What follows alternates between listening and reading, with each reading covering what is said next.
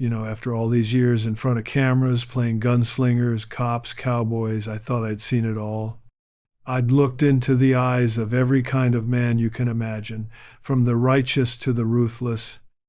But the truth is, you don't really understand people until you stand where they stand, or fall where they've fallen. That thought started to gnaw at me one morning, sitting by my window with a cup of black coffee, watching a man pushing a shopping cart down the street. Folks passed him like he was invisible. Some looked away. Others crossed the road. And I thought, what's it really like to live on the other side of that glance? Not as Clint Eastwood, not as some movie hero, but as someone the world has decided doesn't matter anymore. So I made a decision, not for a role, not for publicity, but for the truth. I was going to become one of them, if only for a day. I wanted to see what the world does when it thinks you're nobody. I spent 2 weeks preparing, not with makeup artists or stylists, but with dirt and time, letting my beard grow wild, my hair turn gray and unruly. I found clothes that smelled like despair and days spent sleeping under bridges. I rubbed dust into them until they stopped looking like costumes and started feeling like skin. I even borrowed an old shopping cart from behind a grocery store, my new set piece. Funny thing is, when you're an actor, you're trained to transform on command. But this wasn't about pretending. It was about erasing every sign of privilege, fame, and comfort until all that was left was a tired old man the world had stopped noticing. When I looked at myself in the mirror that morning, I barely recognized the reflection staring back, and that was the point. You'd think after decades of fame, it'd be impossible to disappear. But fame is a fragile thing. It doesn't live in your skin, it lives in other people's expectations. Change the context, and you become a ghost. I wanted to walk among people not as a legend, but as a question. Would they see me? So I headed into downtown Los Angeles, sunlight bouncing off the glass towers, the smell of asphalt and exhaust thick in the air. I picked a bank, big and polished, one of those places where people walk fast and smile only when it's required. I left my cart outside, pushed open the heavy glass doors, and stepped into another world. Cold air hit me first, then the silence of judgment. The security guard's eyes locked on me like I was trouble waiting to happen, and in that moment I realized I didn't need to act anymore. The experiment had already begun. That day I wasn't Clint Eastwood, I was every man who's ever been ignored, doubted, or dismissed. And as I stood there, under those fluorescent lights, I knew this wasn't going to be just another story. It was going to be a mirror held up to all of us. It started over lunch with an old friend of mine, a man who spent most of his life helping those the world's forgotten. He runs a small nonprofit in Los Angeles, nothing fancy, just a few volunteers with big hearts and not nearly enough funding. We sat at this quiet little diner off Sunset Boulevard, the kind of place where the coffee's strong and the waitress calls you hun. He told me stories that day, real ones, not the kind you see in movies. Stories about men who'd fought in wars, built homes, raised families, and ended up sleeping under bridges. Stories about women who'd lost their jobs, their health, their safety nets, and with them, their dignity. He said something that stuck with me. Clint, people don't just ignore the homeless, they unsee them, like they're ghosts. That word ghosts hit me hard, because I've played men who lived on the edge, men the world had written off, but I always had the luxury of stepping out of costume when the director yelled cut. What happens when you can't? What happens when every door you walk through reminds you that you don't belong? That question lingered in my mind like an itch I couldn't scratch. I've always been a student of human nature. Directing teaches you that watching how people move, what they do when they think no one's watching, you learn more about humanity in a moment of silence than you ever do in a speech. But I couldn't just keep observing from the sidelines anymore. I'd spent decades telling stories about justice, compassion, the human spirit, and here was a real story happening right outside my window every day, and I was doing nothing about it. Maybe I wanted to see if the world I'd spent my life portraying was still out there somewhere, the world of decency, of empathy. Or maybe I just needed to face a truth I'd been avoiding, that we've grown comfortable looking away. We scroll past suffering like it's background noise. We tell ourselves it's not our problem. But one twist of fate, one bad break, and any of us could be the one pushing that shopping cart. So I made a choice. Not as an actor, not as a director, but as a man who still believes there's something worth saving in us. I wanted to know if kindness still lived in the cracks of our cities, if a stranger's eyes could still see the humanity beneath the dirt. Call it an experiment, call it a confession, either way, I had to find out for myself, because sometimes to understand people you have to walk through their shadows. And that's exactly what I intended to do. They say an actor becomes his character, but this time I wasn't preparing for a role, I was preparing for the truth. For 2 weeks I let go of everything that made me Clint Eastwood. The barber stayed away, the mirror became a stranger, and my reflection turned into something rough and forgotten. My beard grew long and wild, the kind of gray that makes people assume you've seen too many hard nights. I found clothes at a thrift store, old jeans with holes at the knees, a jacket that smelled like rain and regret. I wore them for days without washing, rubbed dirt into the fabric until it stopped feeling like fabric at all. I wanted to erase the comfort, the polish, the privilege to shed every layer of the life I knew. I picked up a shopping cart behind a supermarket, one of those rusted things with a crooked wheel that squeals when you push it. Inside, I tossed a few plastic bags, some cans, a rolled-up blanket, props, sure, but not for a movie. These were symbols of survival, of stories no one stops to ask about. And as I pushed that cart down the street for the first time, I caught my reflection in a store window. The man looking back at me wasn't Clint Eastwood. He wasn't anyone, really. Just another shadow moving through the city, invisible to the world that once applauded him. You learn a lot when you strip yourself down to nothing. The first thing I noticed was how people's eyes slide right past you. It's not hatred, it's discomfort. They don't want to feel the guilt of recognition, and so they pretend not to see you. But invisibility isn't freedom, it's loneliness painted over with silence. I started studying that silence, the way people's shoulders tighten as they pass, the way doors close just a little faster when you're near. Every day I sank deeper into the role, not because I wanted to play it better, but because I wanted to understand the weight of being unseen.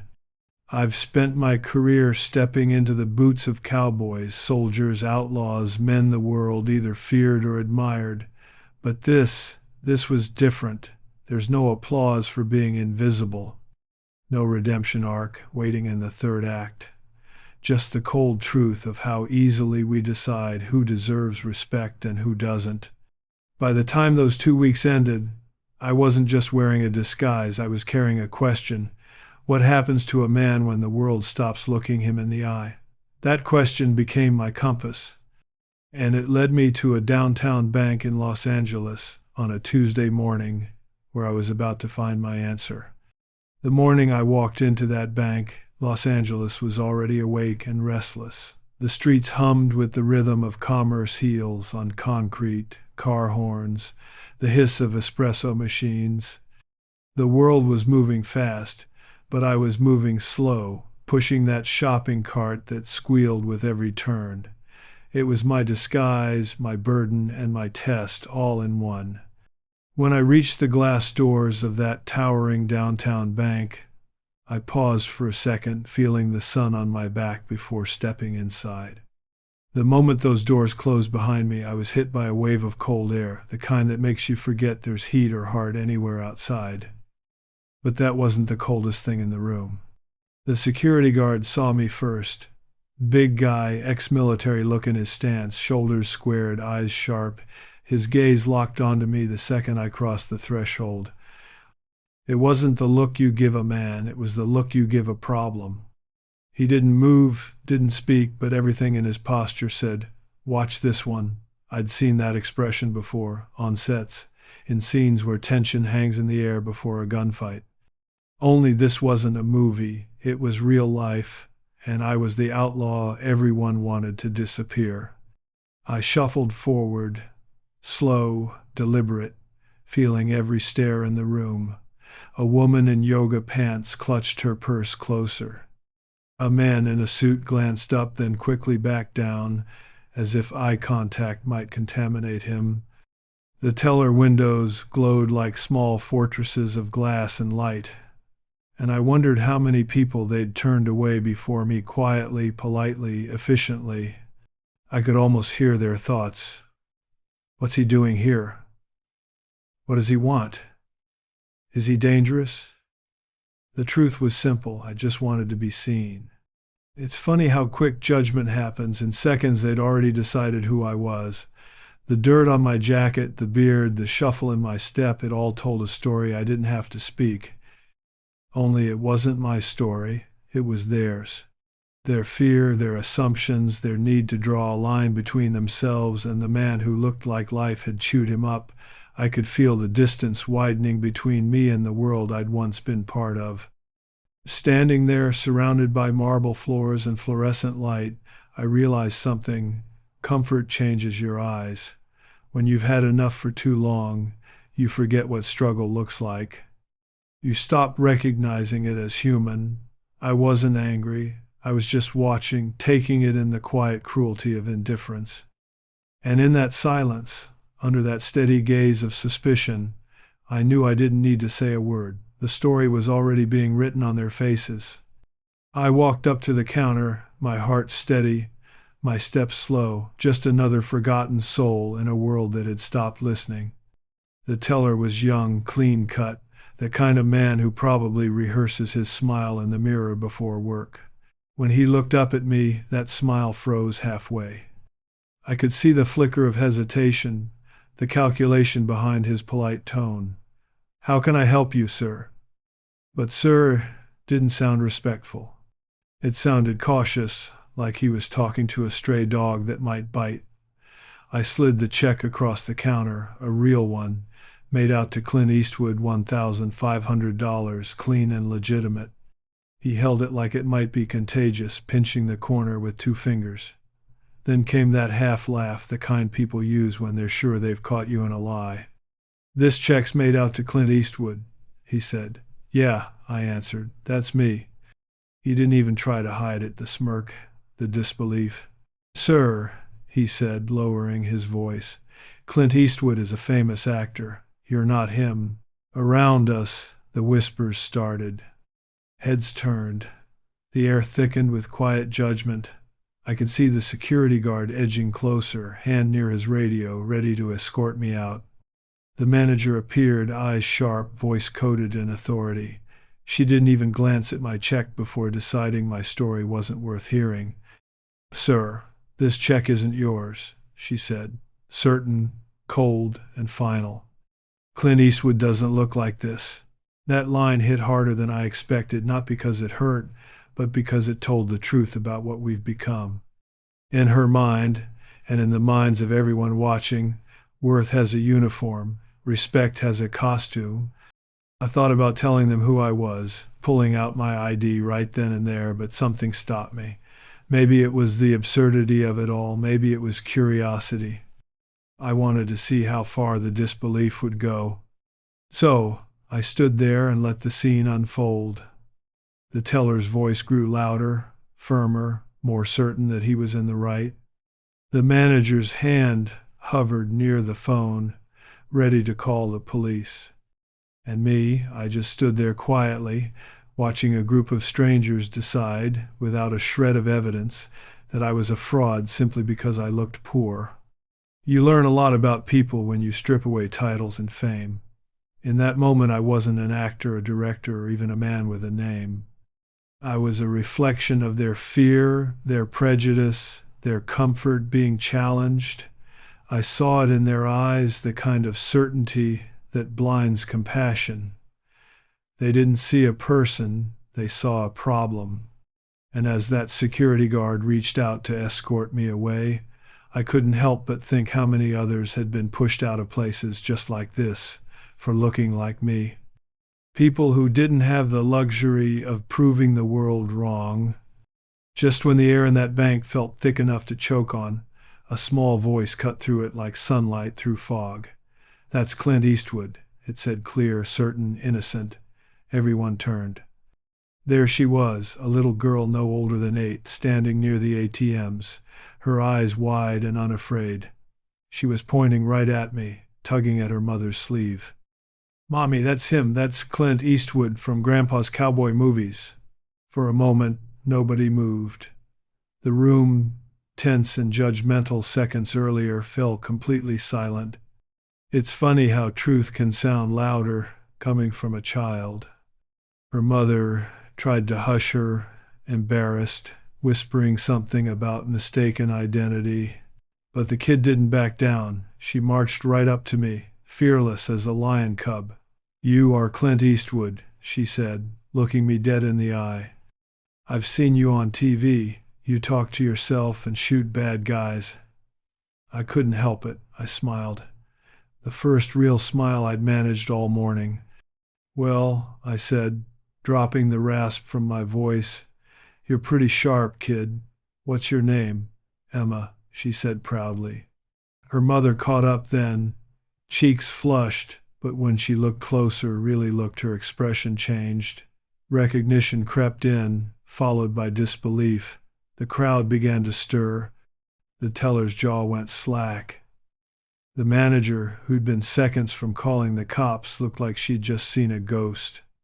I reached slowly into my jacket, pulled out my wallet, and laid my driver's license on the counter. You could have heard a pin drop. The teller picked it up with trembling hands, his face shifting from smug to pale to mortified. "Oh my God, Mr. Eastwood, I didn't realize." The manager stammered an apology, tears in her eyes now. The security guard, who'd had his hand on my shoulder, stepped back, mumbling something about just doing his job. I raised my hand and stopped them all. "Don't," I said quietly. "This is exactly why I came here." Emma was still staring up at me, smiling like she'd just solved a great mystery. "I knew it," she whispered, and in that instant I saw something beautiful, pure recognition without bias, without filters.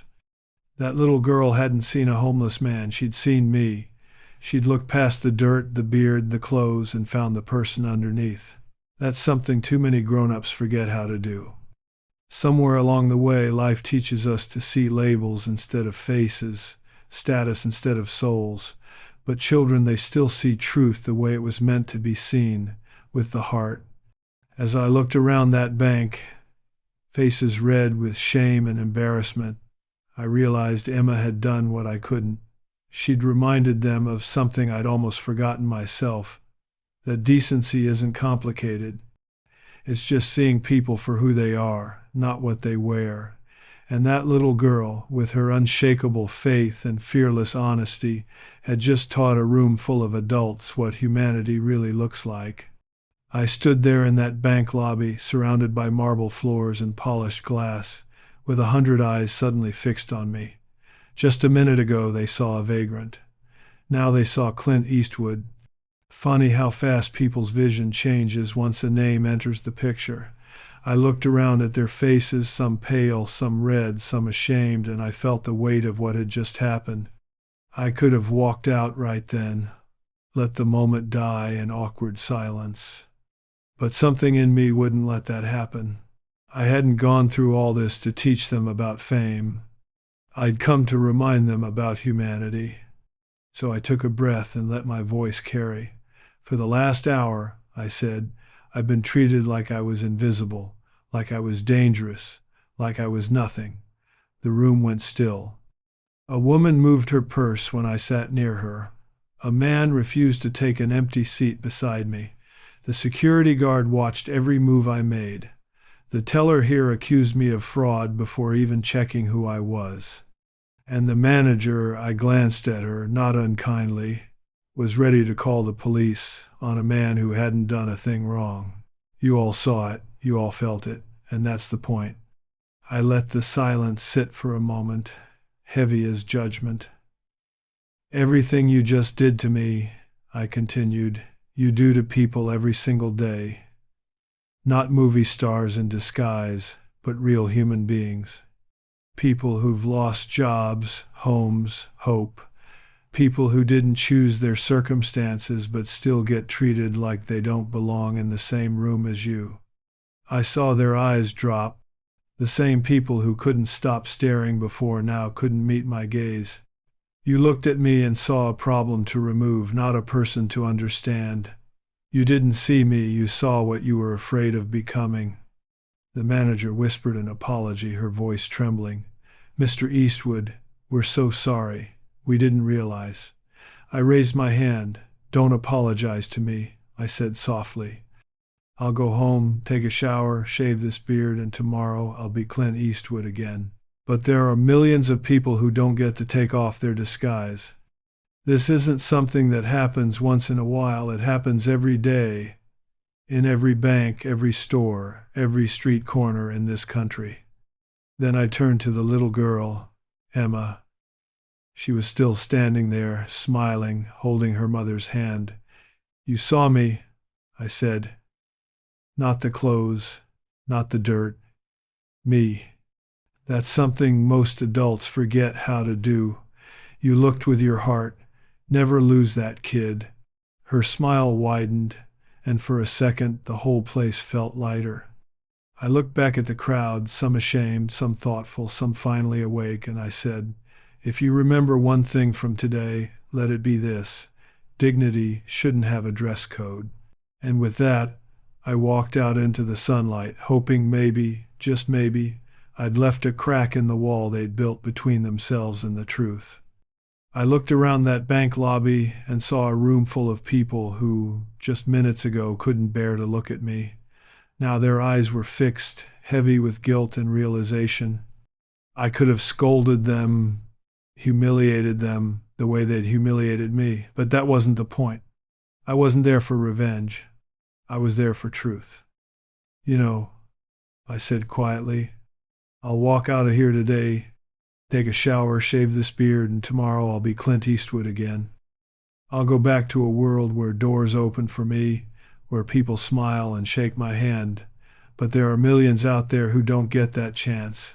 They can't take off their disguise. What you saw today, that wasn't an act for them. That's their life. The room stayed still, every sound swallowed by the weight of those words. Some of you felt uncomfortable when I walked in, I continued. You moved your things, avoided my eyes, judged me before I said a word. You thought you were protecting yourselves, but really you were protecting your comfort. You didn't see a person. You saw a problem. I could see faces changing, some ashamed, some thoughtful, some just trying to understand. We've built a world where appearance decides worth, where a suit earns respect and torn clothes earn suspicion. But the truth is, you never know who's standing in front of you. It could be a father who lost his job, a soldier who's still fighting battles in his mind, a mother who chose to feed her kids instead of paying the rent. Every face tells a story, and not one of those stories is worthless. I turned to Emma, that little girl who had seen me for who I really was. You saw me, I said, smiling. Not the dirt, not the disguise me. You looked with your heart, not your fear. That's something grown-ups forget how to do. She smiled back, proud, innocent, pure. If this world had more eyes like hers, I said, we'd be in a better place. Because empathy isn't weakness, it's courage. It takes courage to see someone's humanity when the world tells you to look away. I picked up the check from the counter but didn't cash it. I don't need this, I said. I've already been paid in truth. I looked one last time at the people in that room. Remember this moment. The next time someone walks through those doors looking rough or tired or lost, Remember how easily you were fooled today, not by a disguise, but by your own assumptions. Dignity doesn't come from clean clothes or polished shoes, it comes from the heart. And respect, real respect, isn't something you earn, it's something you give. Then I nodded toward Emma. And if you forget, ask a child, they'll remind you how to see. After the room had quieted and the shame settled in, I turned to the manager. She was standing there, eyes red, hands trembling, the weight of realization heavy on her face. Now, I said, my voice steady, you've got two choices. You can treat this as a mess to clean up, or a moment to wake up. She blinked, caught off guard. Because tomorrow, I continued, this story's going to spread. Someone's already recording it. You'll have PR people telling you to release a statement, to polish the image, to promise better training and move on. But if you do that, if you just sweep it under the rug, you'll miss the point entirely. The whole bank was still, every word echoing against the marble. You can't fix what you refuse to face. What happened here today wasn't about me, it was about all of us. About a culture that teaches people to assume the worst in others instead of the best. I looked over at the security guard, the same man who'd been ready to escort me out moments earlier. You did what you were trained to do, I said. And that's the problem, isn't it? Somewhere along the line, doing your job started meaning protecting the comfortable instead of protecting the human. That needs to change. He nodded, eyes lowered, and for a second I saw something break open in him, humility, maybe even regret. Then I turned back to the manager. You've got power, I said. Not the kind that comes from a title, but the kind that can shape how people think. You can train your staff to see people, not profiles. You can make sure no one else walks into this place and feels like they don't belong. Or, I paused, you can do what most people do, wait until the world forgets. She swallowed hard, then whispered, We'll change, Mr. Eastwood. I promise we will. I smiled, a small one, the kind that comes from knowing promises are easy, but action is hard. I hope you mean that, I said, because the real test won't be today, it'll be 6 months from now, when the cameras are gone and the lesson's grown cold. That's when you'll find out who you really are. As I walked toward the door, I glanced back one last time. The same people who'd avoided my eyes before were now watching me with something close to reverence. But reverence wasn't what I wanted, it was understanding. Change doesn't start with an apology, I said, stopping by the door. It starts with a choice. And if a bank can change the way it sees people, maybe the world can too. Then I tipped my hat to little Emma, still clutching her mother's hand, and stepped back into the sunlight, hoping the light would follow them too. I drove home in silence that afternoon, the city rolling by like a film I'd seen 1,000 times but never really understood. Los Angeles looked different from behind that disguise, from behind the dirt, the beard, the weight of other people's judgment. The sun was still shining, but it didn't feel warm. I'd walked into that bank as an experiment, but I was driving away with something heavier, a truth that doesn't fade when the credits roll. For all the years I've spent making movies about this country, about its heroes, its outlaws, its courage, I'd never seen America as clearly as I did that morning. Not through a lens, not from a director's chair, but from the eyes of someone the world had stopped seeing. When I got home, I looked in the mirror and hardly recognized the man staring back. The disguise had done its job too well. My face was lined, tired, human, and for a moment I wondered how many people out there looked just like this every day, and how often the world looked away. We like to think prejudice lives in big, obvious acts and violence and hatred, but most of it hides in plain sight. It's in the small things, a purse pulled closer, a smile withheld, a door that quietly closes. It's in the decision to look through someone instead of at them. Those choices build walls higher than any prison. But here's the thing, prejudice isn't born, it's taught. and if it's taught, it can be unlearned. That little girl, Emma, proved that to me. She didn't see a homeless man, she saw a person. She didn't let fear tell her what to think. She led with her heart. Somewhere between childhood and adulthood, we trade that heart for caution, for pride, for the illusion of safety. But deep down, the capacity to care never really leaves us. It just gets buried under comfort. The question is, do we have the courage to dig it back up? As I stood there washing the dirt from my hands, I thought about all the people who don't get to wash theirs clean. The veterans fighting unseen battles, the mothers counting change for a meal, the men and women sleeping under overpasses, dreaming of being noticed just once. We pass them every day, telling ourselves their story could never be ours. But we're all one tragedy away, one illness, one job loss, one twist of fate from being on the other side of that glass. That day taught me something no movie ever could. Beneath every weathered face, there's a story. Beneath every worn coat, there's a soul. And maybe, just maybe, the world doesn't need another hero, it just needs more people willing to see. Emma reminded me of that. She reminded me that the heart of humanity isn't lost. It's just waiting for us to look up and recognize it again.